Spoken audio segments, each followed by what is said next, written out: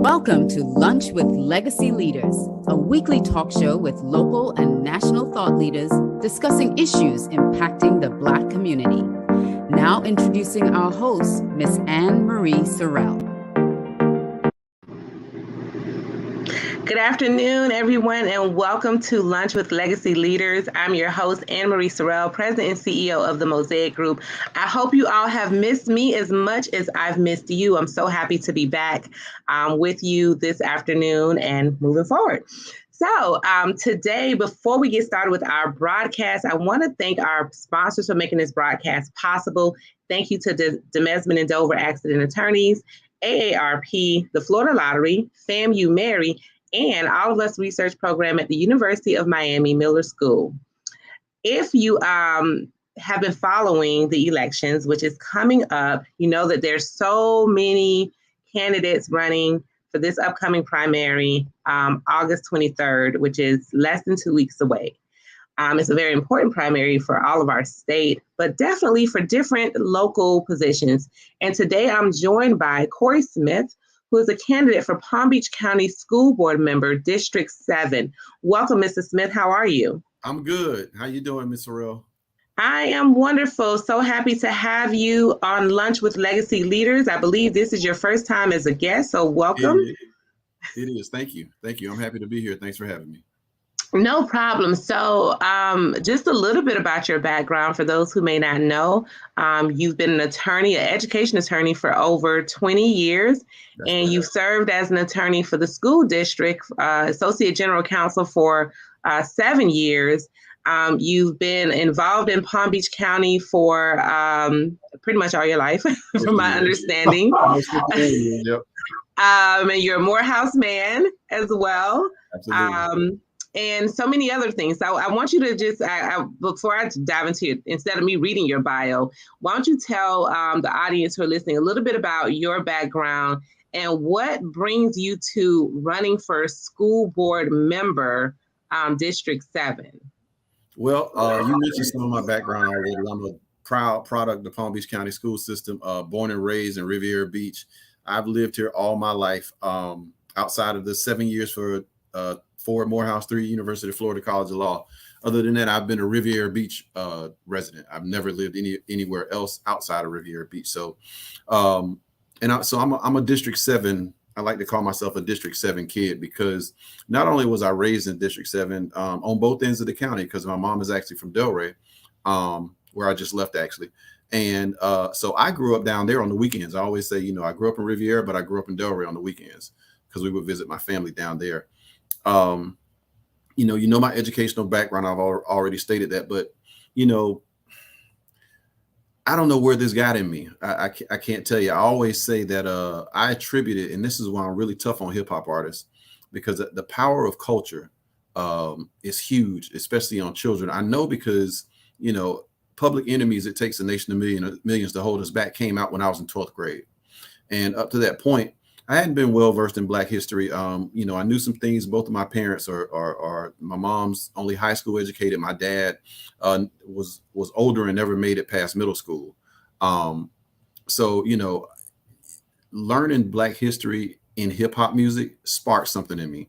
And when I got to Morehouse, the spark became a fire. And so I've literally consciously and subconsciously dedicated my life and my career to to our causes. And that's why I came back home. That's why I'm trying to make a difference. That's basically what led me to being an assistant public defender for about 4.5 years. I tried at least 100 cases and represented thousands of clients right here in District 7, right here in Riviera Beach, West Palm, Boynton, Delray. In my private practice, I still do criminal defense. And then when I left the public defender's office, I got on, as you said, as an associate general counsel at the school district. So the work that I did there, we reduced suspension and expulsion numbers by up to 50%. I wrote policies regarding alternatives to out of school suspension, help that process along because, those things affect the school to prison pipeline. So, the work that I did from making sure that the indigent had adequate competent representation at the public defender's office to making sure that, kids in our underserved neighborhoods who were facing severe discipline or expulsion, were afforded due process and had, alternatives. so that they can stay in the education system and finish and graduate and go on to be productive citizens. I do that in my private practice still to this day. My career with the school district ended in 2011. I've been in private practice ever since on my own, and that's the work I do still. I still provide advice and representation, and I write policies. As a matter of fact, I'm supposed to be right now negotiating the contract on behalf of a school, while I'm doing this. So, it's just the work that I do. I mean, I've always stood up for issues in our community. And again, I attribute that all the way back to, if I had to mark a seminal moment in my life, it was a nation of millions holding it. It takes a nation of millions to hold us back. The dropping of that album, the lyrics, that Chuck D, Flavor Flav, Professor Griff, y'all know Public Enemy. It became my all-time favorite hip hop group based on that. I didn't know who Joanne Chesimard was before I heard it in a hip hop song. Then I went and looked it up and found out who she was. I then read Asada, who she's known by now, and I know she's on the FBI's most wanted list, but that's another story. But the point I'm making, I never knew who Denmark Vesey was or Gabriel Prosser. I learned those names from Public Enemy, and we know that Denmark Vesey was one of the founders of the AME Church, where the school shooting happened at Mother Emanuel in Charleston. That's the church that Denmark Vesey founded before he did his uprising back in the I can't remember what years it was, but it's that kind of Black history that sparked something in me, and that made me want to improve our condition, help the community, and that's something they preached at Morehouse too. Finish here, do well, but go home and do better. Good. Well, I'm glad to hear, some of your inspirations and influences, because running for just putting yourself out there to run for public office is not an easy feat. And I know this isn't your first time running for public office, but I believe your first time running for school board member of Palm Beach County. So let's kind of dive into the issues, because, we have many parents who listen to this broadcast. And I do want to, and I should have prefaced this before, we bring candidates on Lunch with Legacy Leaders all the time. This is no endorsement of any particular candidate on behalf of Legacy or MIA Media Group. We want to make sure that the public is informed of who is running, who's, looking for the vote to hold a particular job. So let's talk about the job itself. School board member. For those who, we have parents, and sometimes parents don't know the role of a school board member and, what that means for them and their children. So can you give a little perspective on the role and the job that you're seeking to hold by the voters? Okay, so the Florida Constitution designates or dictates what the structure of the public school system is. In Florida, our school boards are contiguous with counties for the most part. So Palm Beach County, being as huge a county as it is, encompasses its one entire school district, as does, Miami-Dade, Broward. So we are the 11th largest, not 11th, it was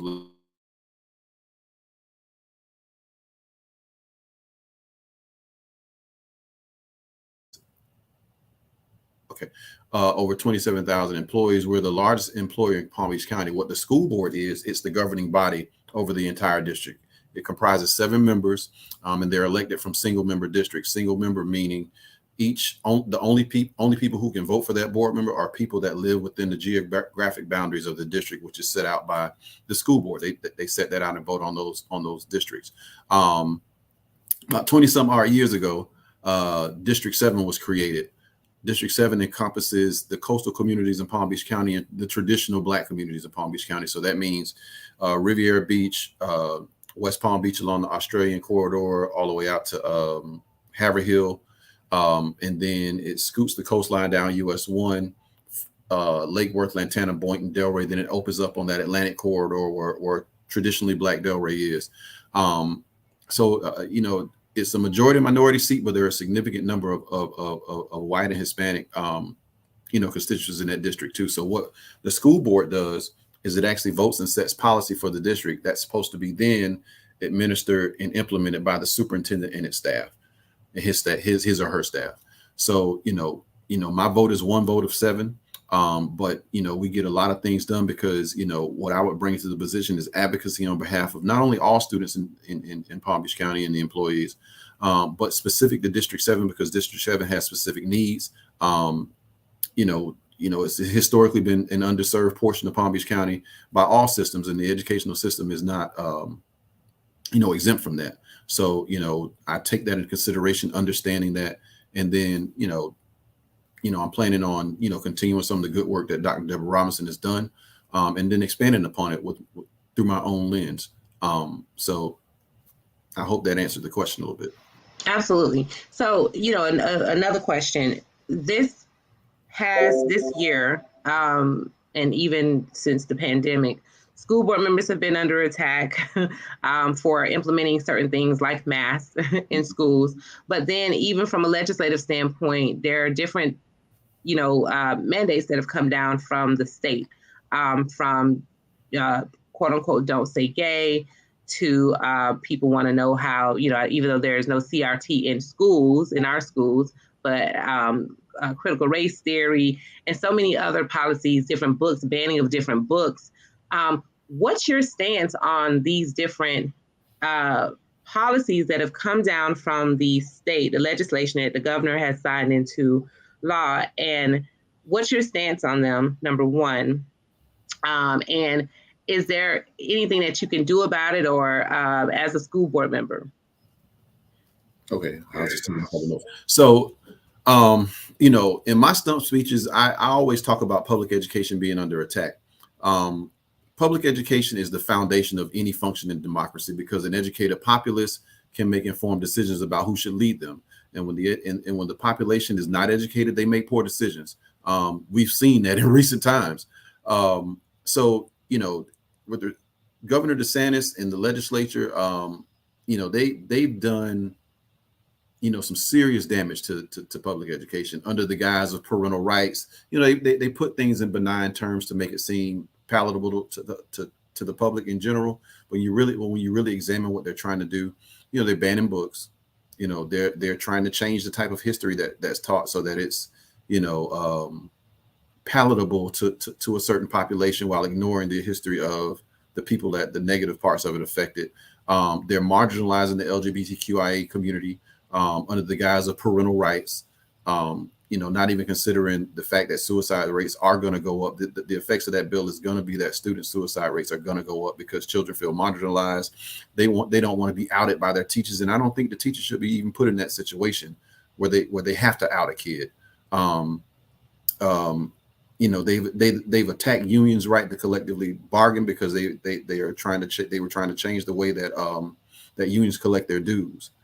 That's an attack on the right to collectively bargain. CRT.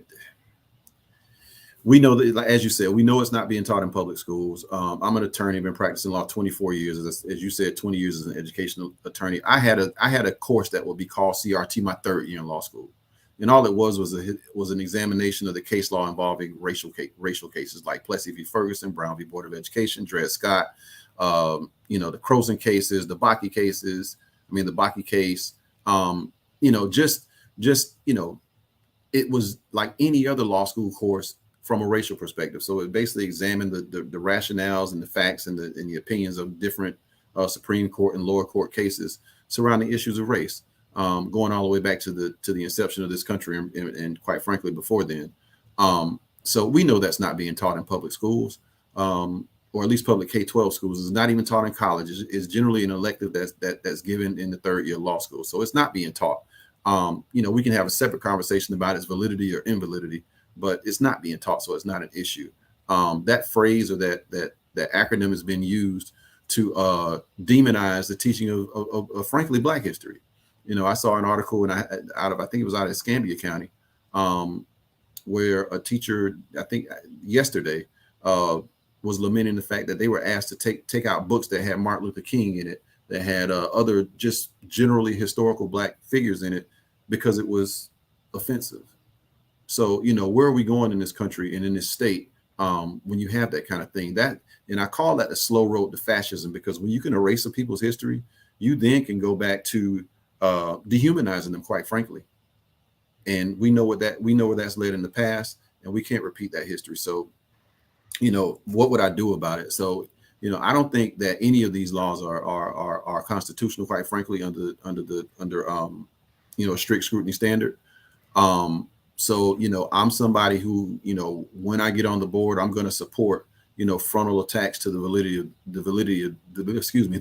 of these laws, so that we can get them struck down, to the extent that they remain law. Um, you know, sometimes civil disobedience is required. DeSantis entered that no masking order during the height of a pandemic, which was unprecedented in this world's history. Well, not the world, but our country's history. To the detriment of all. He wanted to place kids, staff, and the community at large at risk because of politics, as opposed to following the science of masking up, and trying to get through this thing the best way we can together, as opposed to being divisive about it and making it some kind of litmus test for support. So I would have been one of those board members who defied that mask mandate and dealt with the consequences on the other side, because I have 3 children in the public school system here in Palm Beach County, one at elementary, middle, and high school level. And my kids, 2 of my kids voluntarily wear masks still to this day. They haven't been harmed by it. Their learning is not, somehow reduced because they wear a mask. So it's lunacy, masked as, whatever they tried to term it as, but that's not who I would be. And I would fight completely against that. Great.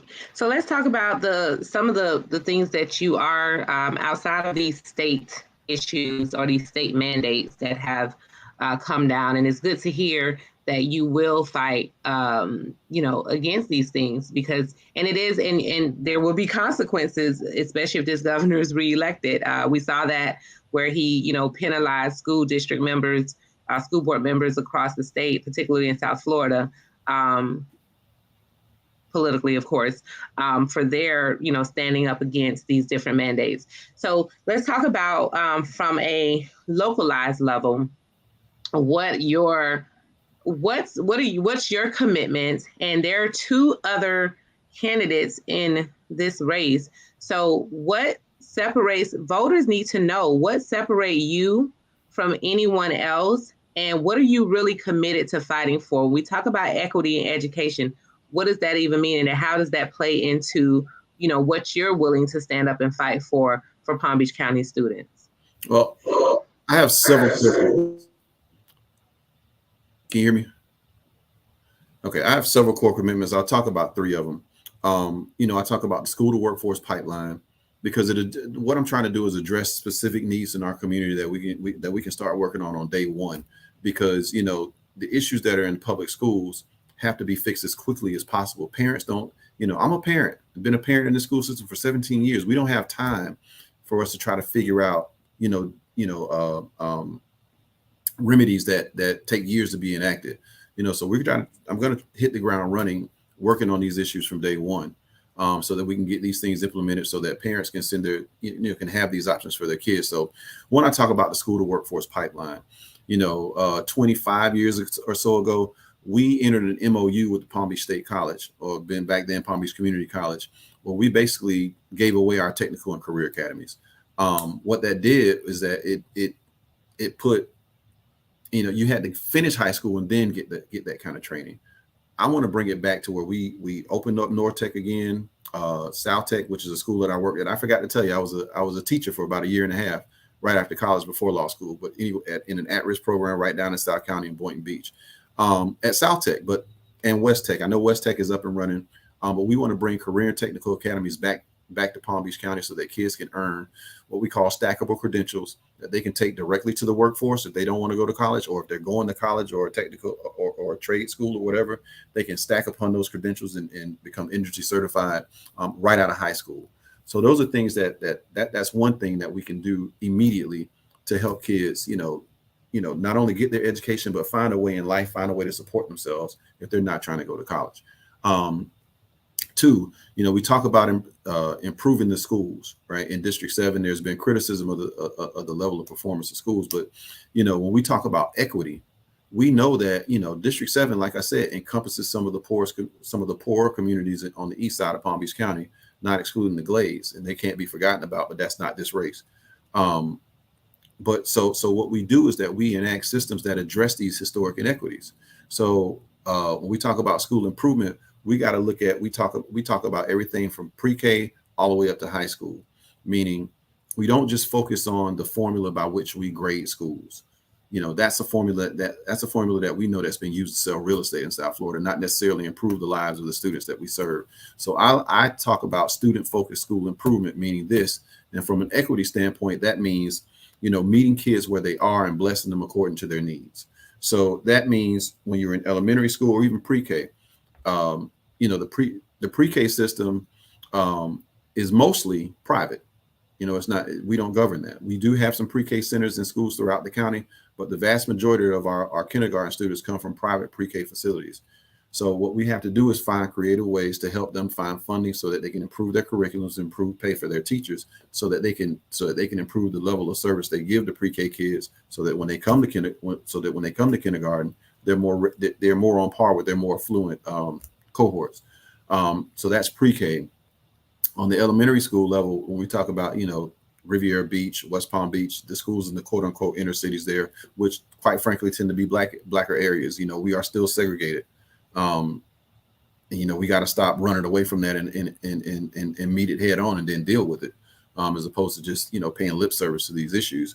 That means that when I say equity in elementary school, like I said, I mean that we look at a kid's individual needs almost from I liken it to like a special education perspective.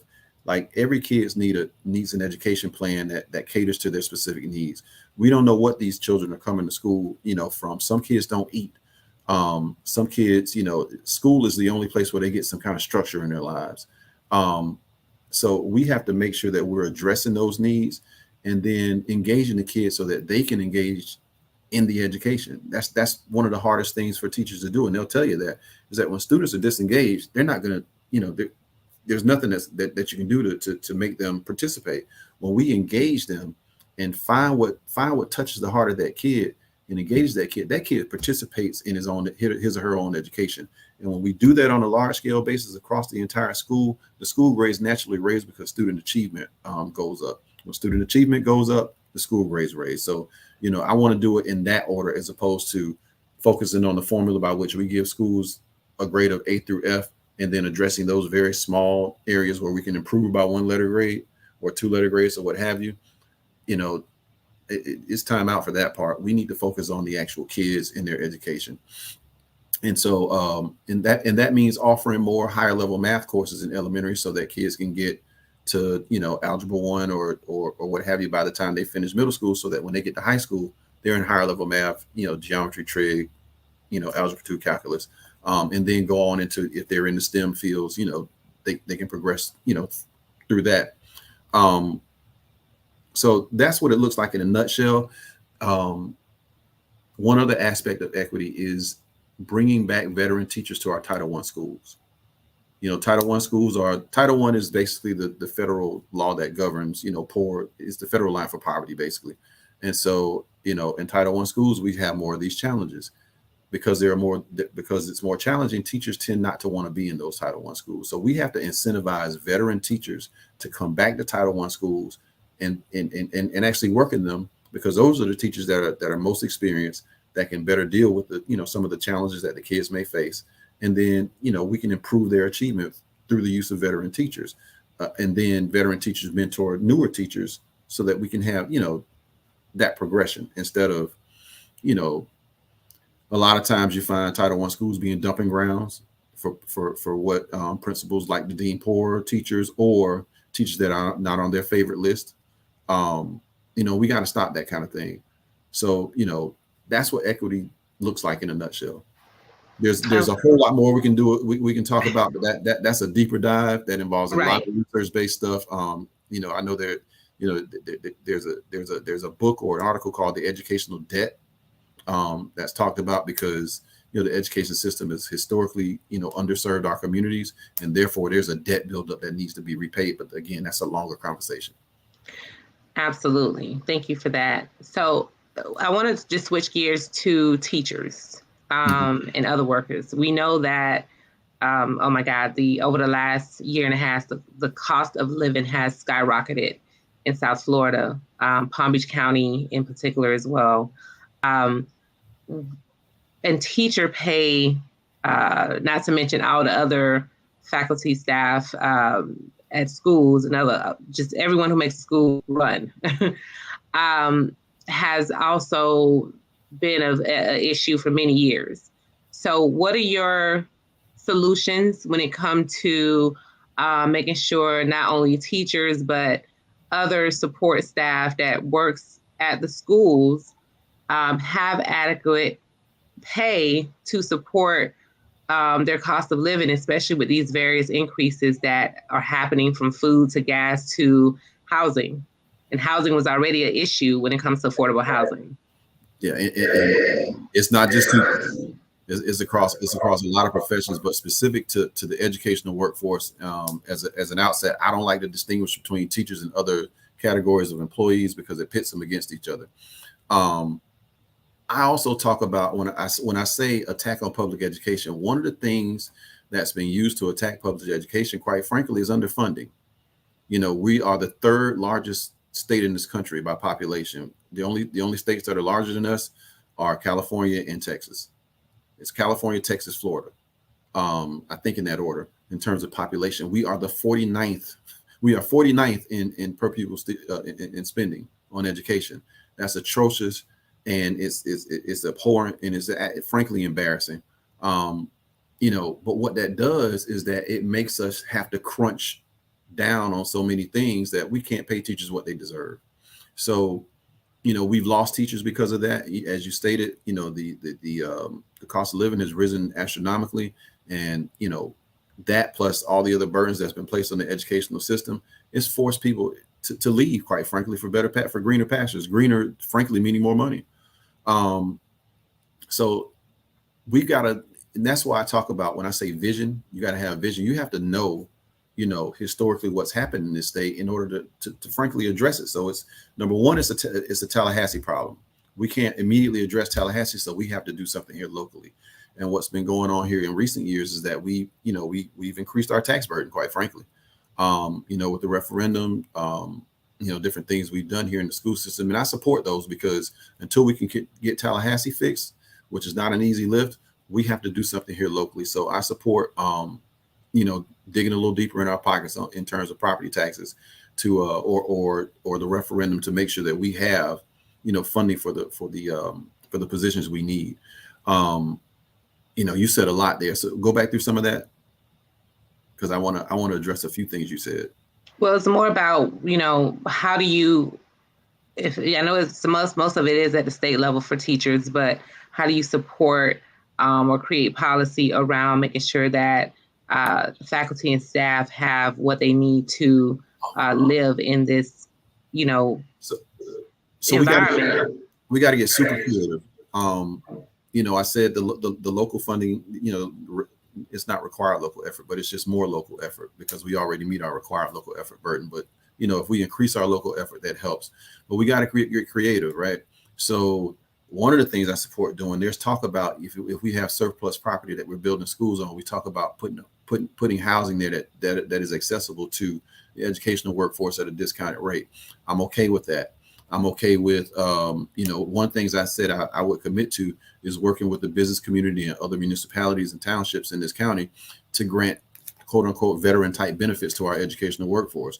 We know that military veterans, police and fire, they get all kinds of discounts everywhere. It makes some of us jealous, quite frankly. But, if we extend those same kind of benefits to teachers, that ups not only their respect in the community, but it actually helps them financially. Discounts on car loans, discounts on mortgages, that kind of thing. That helps to alleviate some of the burden that, the extra financial burden caused by either inflation or actually price gouging by different industries. We won't get into that. But, and then we got to get creative with outside funding. We got to get more aggressive with grant writing. That can fill some of the shortages that we have. And increase funding for different categoricals we may have. So I'm somebody who is not opposed to exploring all options when it comes to alleviating these burdens because frankly they're affecting us all, and it's affecting our workforce, and ultimately it affects our kids. So that's what this is really about. It's about the kids. So we got to do what we can to, increase support for the entire system. Well, I have two more brief questions for you. One, because we got to touch on school safety. As we know, from Parkland to around the country, right? So what's your take on safer schools, school safety? And then I'll ask my last question to you after that, after your brief answer. You trying to tell me I talk too much?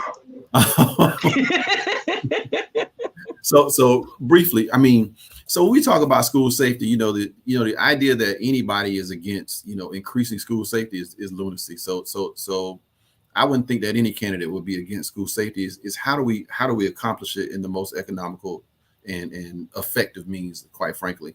So I'm not somebody who supports wholesale just turning our school police department over to the sheriff's department. I'm not for that. I'm not for that for any local municipality. What I am for is increased spending on our technology so that we can communicate, increase salaries and benefits for our officers so that we can recruit and retain more officers. And then we can put maybe more than one, in high schools, and then go down from there, depending on elementary, middle school, that kind of thing. I'm in favor of a holistic approach that's research-based as opposed to just, reactionary. I don't support putting metal detectors at every school. I don't support wanding everybody every day. I do support random wanding, meaning unpredictability and random wanding of schools in an unpredictable fashion, because that way would be, bad actors can't predict what's going to go on. I support what they're doing right now with the buttons, the panic buttons on the badges, and working out whatever kinks that make, come from that. But I think it's a good idea. I support being able to, lock all the entrances in the new technology that's coming out in school architecture that addresses that, and then retrofitting our existing schools or the older schools so that they have those things. But one thing I have to say on that is that I'm not in favor of militarizing or prisonizing our schools. Schools are education institutions. They should feel like education institutions. They shouldn't feel like prisons. I was a public defender and was on the 12th floor many a day, 12th floor to Palm Beach County Jail, which is where they house students and they have the school up there. It's not conducive to education. We shouldn't turn our schools into them based on fear. But we have to do research, evidence-based, solutions to combat, potential threats. Thank you for that response, and thank you for being brief. So my last question to you is, and this is super, super important.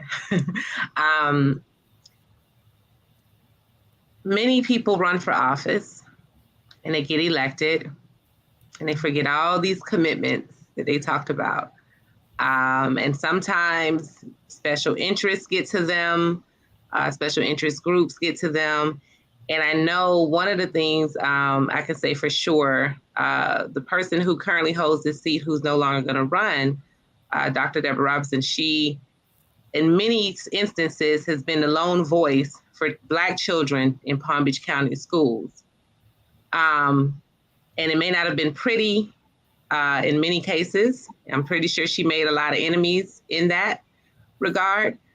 Are you going to and willing to be a loner, if needed, to stand up for issues that impact our children in our community, and not fall prey to what sometimes happens with some elected officials, where they're worried about being reelected, they're worried about being liked, they're worried about being supported? Are you a candidate that will stand in the paint no matter what for these issues and things that you've committed to? Well, the only way you can judge that is by past records. And I invite anybody to judge me based on who I am and what I've done. I'm somebody who's never been afraid to speak truth to power. I did it when Trayvon Martin was murdered in Sanford. Matter of fact, I took my son to my 10-year-olds. He's 20 now. I took him up to Sanford twice on 2 separate occasions so that we could raise our voice in support of the arrest of George Zimmerman in those rallies. I took him up there because I wanted him to see what activism looked like. I took my children to protest rallies when Michael Brown was killed in Missouri. Hands up, don't shoot. We were laying in the grass right in front of Target on Palm Beach Lakes. I took my other son to a protest to support our Haitian community when Donald Trump called Haiti a S-hole country. And we lifted our voices then. Lifting my voice is nothing new to me. So doing it in the educational setting is second nature. So yes, I'm willing to stand in the pain. I always have, and I always will. At the expense of maybe angering some special interests, that's not my concern. The kids are my concern. Our community is my concern. And if those special interests were truly dedicated to actually alleviating some of the ills that are in our societies, they would partner with us and partner with people like me and Dr. Robinson in helping these things out. A lot of these special interests are in these races. And all you got to do is look at our endorsements and look at the background of some of these organizations who endorse candidates in this race. I'm proud to have the support of the SEIU, who are the service employees in this community, the people who do the hard work, the bus drivers, the cafeteria workers, the janitors. My father was a janitor. So I understand and support the work that they do. I'm happy to be supported by the Democratic Public Education Caucus of Florida. I'm happy to be supported by, Win Now, the women's group, a subsidiary of Now.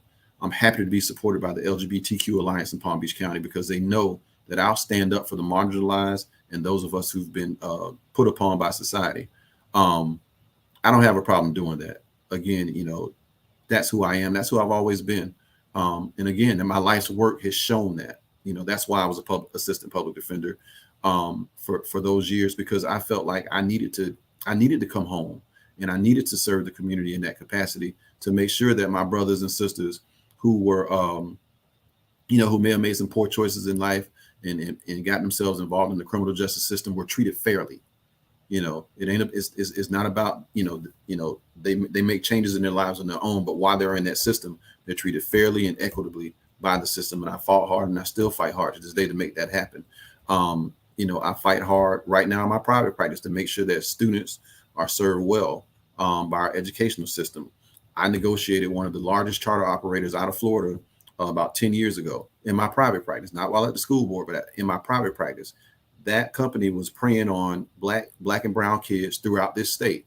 What they were doing is that they were providing substandard education on computers, just in a quote unquote credit recovery model. And they were taking the FTE, which is called full-time equivalent. That's the money that you get for each kid from the state. They were taking 97% of that money and sending it back to their parent company in Ohio and not providing educational services for our kids, just computers. Myself and Dr. Steve Gallen, who who's the vice chair of Miami-Dade School Board, we brought them here to West Palm Beach on Tamarind Avenue. They flew down in their private jet and thought they were going to intimidate us. When that meeting was over, they had agreed to leave Florida and they turned all their schools over to us, whereby we, with my legal help and Dr. Gallen's educational company, took over those schools and provided good education to those kids, closed some of the schools. One of the schools in Miami-Dade is still up and running. And I'm proud of that work. So that's what I've done. I'm not sitting here making promises I can't keep. I understand the heavy lift that's involved, but I'm committed, to making it happen on behalf of our kids in our community. So, because that's who I am. That's who I've always been. I've sometimes tried to run from it, but it keeps coming right back every time, just like anything else. You can't run from who you are. Awesome. Well, thank you so much for that answer. That's super important. As we here at Legacy bring issues and bring people that are going to work on or are working on these issues that impact our community, it's important that we have people who are going to stand in the paint when the going gets tough. And you might be the lone voice. So it's super important that we know that there are candidates like yourself who will stand in the paint at all costs. So are there any closing thoughts that you'd like to share with our audience as we close out? Well, yeah, sure. Those in Palm Beach County and District 7, I need your vote, like right now or on August 23rd. I'm the most experienced candidate in this race. I'm the most qualified candidate in this race. And I'm the most dedicated and committed to our community candidate in this race. But I can't do it alone. I need your vote. I need your help. So get out and vote for Corey Smith. Thank you so much. So stay with me just a moment. I have some announcements. First and foremost, for everyone who's tuned in or who will be watching this later, please be sure to make sure you get out and vote. This August 23rd, early voting has started in your respective counties and communities.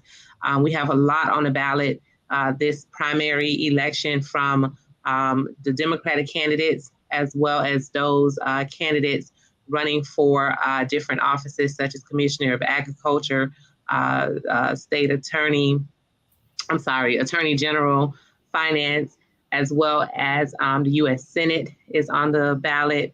And then, of course, your local elections, your county elections for some counties, particularly here in Palm Beach County, your school board members, state legislatures, congressional seats. So there's a lot on this primary ballot. So be sure, if you have your vote by mail ballot, your absentee ballot, return those ballots early. You can return them to any early voting location near you, or you can go in person and vote at any early voting location, I believe now through the 21st, if I'm not mistaken. So please go ahead and do that. And of course, if you're like me and want to vote on election day, be sure to make sure you go to the polls on election day, and that's August 23rd. Lastly, of course, we want to thank our sponsors again for making this broadcast possible: the Mesman and Dover Accident Attorneys, AARP, Florida Lottery, FAMU Marion, All of Us Research Program at the University of Miami Miller School of Medicine. We have a new issue coming out, 40 Under 40, this Sunday, August 14th. So be sure to pick up the Miami Herald or the Sun Sentinel, or you can go online and check out the new issue as we honor our 40 leaders under 40 throughout South Florida. And you can check that out at MIA Media Group. That's MIAmediagrp.com. And please be sure to watch all of our MIA Media Group shows. Mondays, we have The Business of Black Business at 1 p.m. with Jay Reynolds. Tuesday, My Money, Your Money at 7 p.m. with Bridgette Lumpkins. Wednesday is Soul at 7 p.m. with Nikki Jellin. Thursdays, of course, with yours truly, Lunch with Legacy Leaders at noon, and Flavor of South Florida at 7 p.m. with Chef Irie. And Fridays, we got your health covered with Black Health at 2 p.m. with Dr. Michelle Kerwin. So please be sure to check us out, tune in. And as always, save the date and be back with us on Thursday at noon. Thank you again, Corey, for joining us. And thank you all for this afternoon. Corey for 7.